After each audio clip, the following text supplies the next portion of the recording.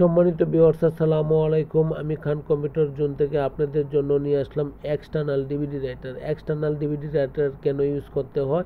External DVD writer use করতে হচ্ছে এই কারণেই, কারণ অনেকেই এখন ইন্টারনাল ডিভিডি রাইটার নিতে পারছে না বা নাই বললেই চলে, এবং কোথাও পাওয়া যাচ্ছে না এক্সট্রা।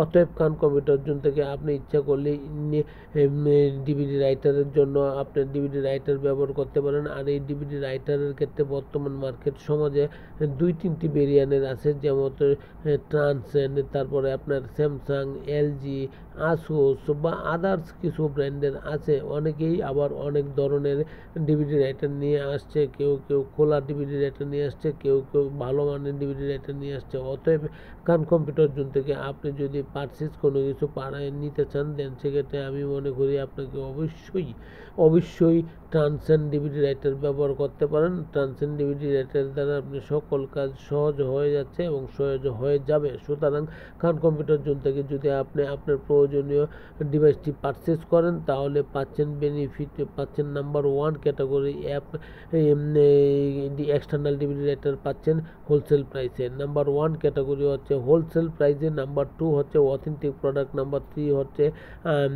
আধ্যাত্মিক প্রোডাক্ট এবং খুব সর্বনিম্ন প্রাইস। অতএব খান কম্পিউটার জোন থেকে পারচেজ করলে আমার ভাই ঠকবে না, এইটুকু আমি নিশ্চয়তা দিয়ে বলছি। সুতরাং খান কম্পিউটার জোন থেকে আপনার প্রয়োজনীয় ডিভিডি রাইটারটি সংগ্রহ করেন এবং মার্কেটের সর্বনিম্ন প্রাইস দেন না। সুতরাং আমি আপনাকে না শুধু সমস্ত কাস্টমারদেরকে চেষ্টা করি ভালো সার্ভিস দিতে, ভালো প্রোডাক্ট দিতে।